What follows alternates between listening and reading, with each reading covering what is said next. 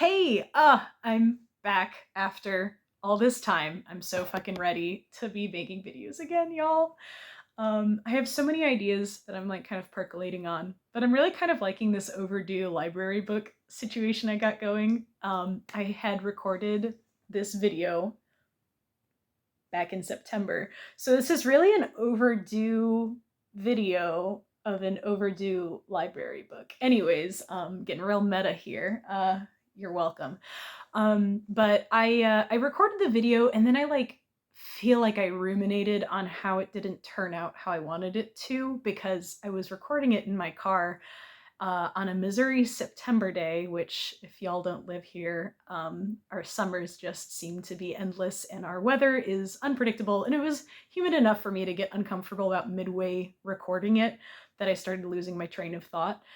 So I like about half the video. I'm gonna like throw that in here, and then I'm gonna come back around for all the stuff that I couldn't formulate in my brain and give those notes an actual set of detail. So here's the start of the video, and then I'll come back around for the rest of it in a minute. Hey, here again with an overdue library book, part two.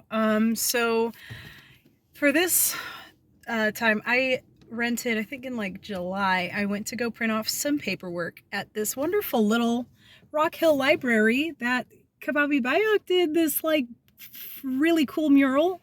And I had seen something about he just did the mural, and I was like, oh, I'm gonna pop by there. I went here to this Rock Hill library one time well before the pandemic when I was working at a Starbucks in the area, and it's just like a cute little library. And so I actually popped in, I got some things printed, and then I went ahead and, strolled, perused the shelves, and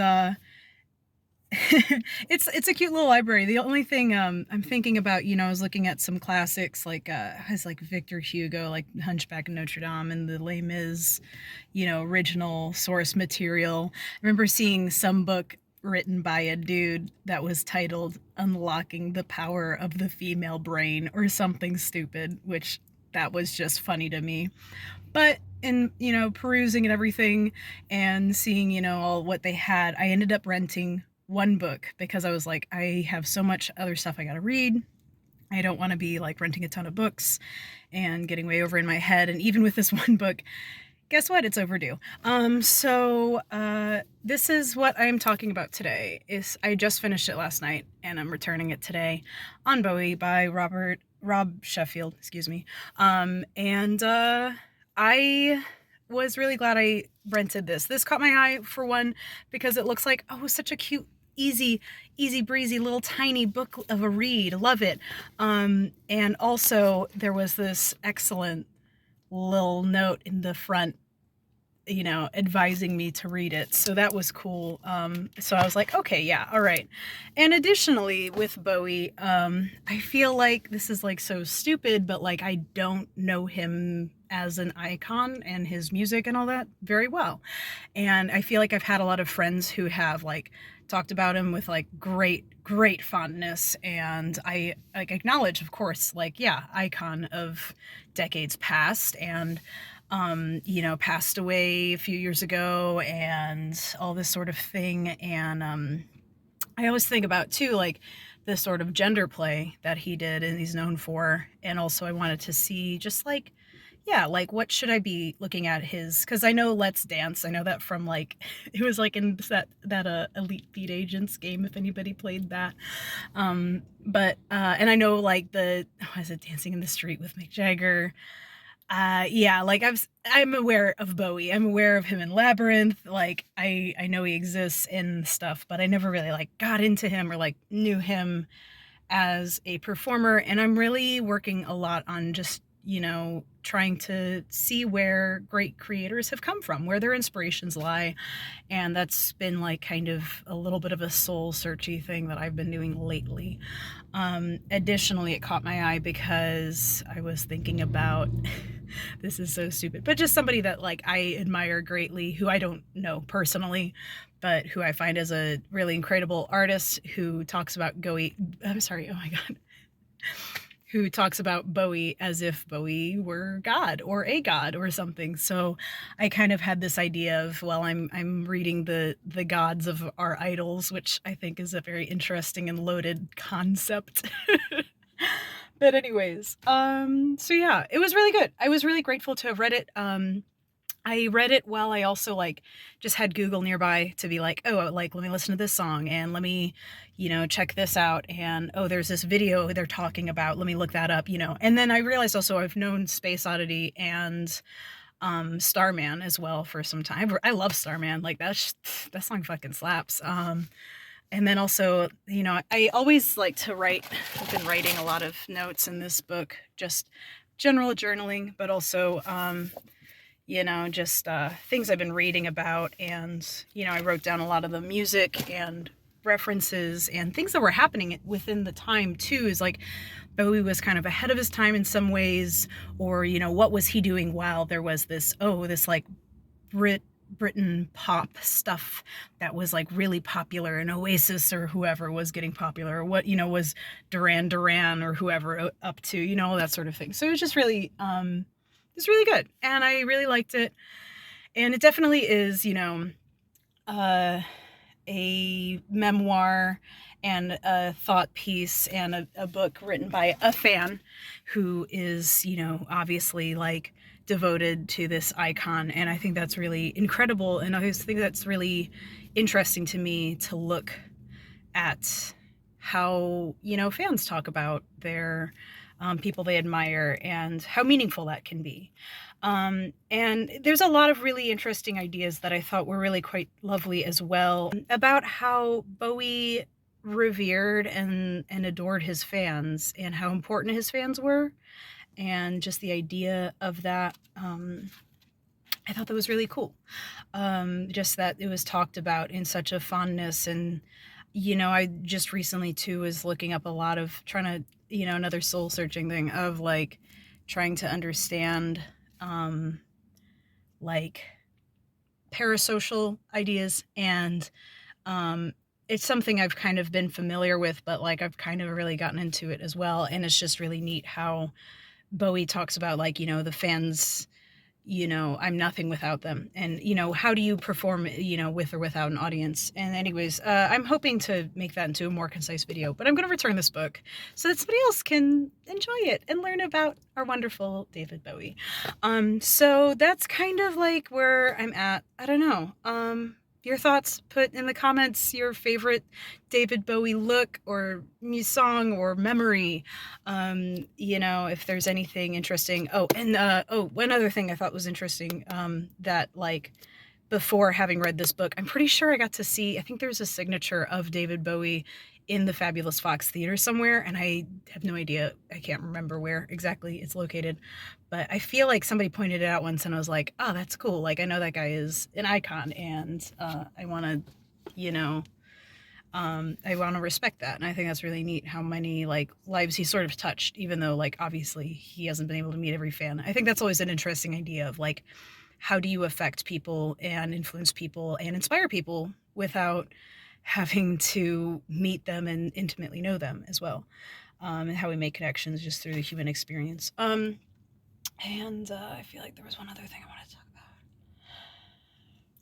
I don't remember though. Let's see. Okay, I'm gonna have to edit this. I'm gonna do a little editing today. And hi, we're back here. One of the things I was talking about in the video that I didn't really say as clearly as I would have liked was, there's also faults in the people that we idolize and in the people that we admire. And the book does talk a lot about David Bowie having issues with like drugs and things like that. However, it kind of is interesting because I was hoping to find more in that book about like if there were any criticisms, and it really is just a fan tribute. So it makes sense that they're not like focusing on all the terrible things that maybe happened in his life or that he went through or that he even did. I mean, nobody's perfect, right?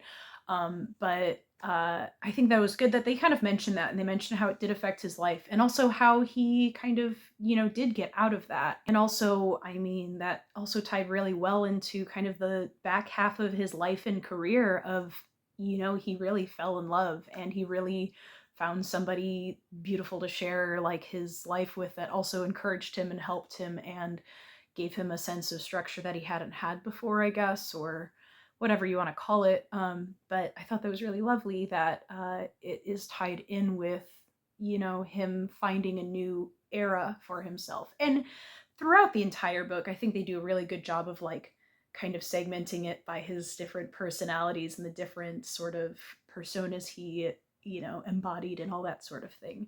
But I think that that was really neat how they organized that and how the writer talked about those things. I also just kind of, I realized I didn't mention some of like my favorite quotes. I talk about, oh, I took all these notes in this book, and I didn't even like go back and detail them. So I wanted to do that. And I think that like there were things that I, did know about Bowie before this, and there's things I learned about Bowie that I don't think I would have learned, unless I did some kind of like real deep dive on the Wikipedia or whatever. Like he had an off-Broadway musical called Lazarus. That'd be interesting to see. I think it kind of had a mixed reception. But there was like just a lot of really meaningful quotes that were meaningful then, and I'm finding are meaningful to me as well. And it's interesting also having rewatched that video of like the things that I was really thinking about that I still think about today. Like that's kind of lovely. So there's just a few quotes I'm just gonna throw here. On like page 5, the lust for human connection is what his music is all about, and like I think that is like a lovely thing. I think that is such a real thing that we have felt in so many ways over the last few years as well. I don't have anything else to say about that. It speaks for itself. The glamour of ordinary people in ordinary places. I think there's something lovely to that. I kind of reflect a lot about how I would like to find beauty in the mundane, and I think that that kind of art is really lovely. I think this was a quote from Bowie. The thing is, all my notes I have like quotation marks. I don't know if it's a quote from just the author or from Bowie or what, but I'm pretty sure this is a quote from Bowie of, I'm using myself as a canvas and trying to paint the truth of our time on it. That's pretty cool. Oh yeah, glam was a style of pop devotion, wearing your fandom on your sleeve, wearing broken pieces of the things that inspired you, display icons as emblems of the divine. Like this is just great. Like that is so like poetic, and I think there's something really really admirable about that. One of these quotes I really liked, running through these notes again, was about the song Heroes, which apparently was about the Berlin Wall. And this is the quote I wrote down. The only heroic act one can fucking well pull out of the bag in a situation like that is to get on with life and derive some joy from the very simple pleasure of remaining alive despite any attempt being made to kill you. And that resonates hugely, hugely, I think, with also the zeitgeist of our time of, also, people that are celebrating like Black joy, queer joy, like all that sort of thing, and how fucking insane, like, everything has been, at least in like American politics and, right wing shit. So I think that's really, really good quote and a really good thought. One thing that I really wanted to touch on that I completely forgot about in the original video too was that there's apparently a documentary called The Nomi Song. It's about Klaus Nomi, and this person was one of the first noted pop stars to die of AIDS. And again, like I know I mentioned in my last Overdue library book video, but like it was a huge thing and it hugely affected our culture in like so many ways, beyond just like, oh, the queer community, the gay community, like really like a lot of artists and people like in so much of like our actual like full culture have been affected by that. So that was really, I appreciated that they included that nod, and yeah, talked about that. But yeah, also just, after that, then mentions Bowie's marriage and how that kind of changed his life, him working on Black Star, and how he, expressed the sort of grief and pain about the people he was leaving behind. And also, like, I really loved that, like, reading that section and learning about those songs, like, um, Where Are We Now? Like, that one is really meaningful and lovely to me. Also, I thought it was really cool that David Bowie had done a video with Tilda Swinton. Like, that is incredible. That is so cool. What a couple of icons. So yeah, anyways, that book exists and you can read it. It's an easy enough read, and I have a handful of other books I'm hoping to talk about, that whether or not they're overdue library books or just books that I think are worth talking about. This might be its own little mini series.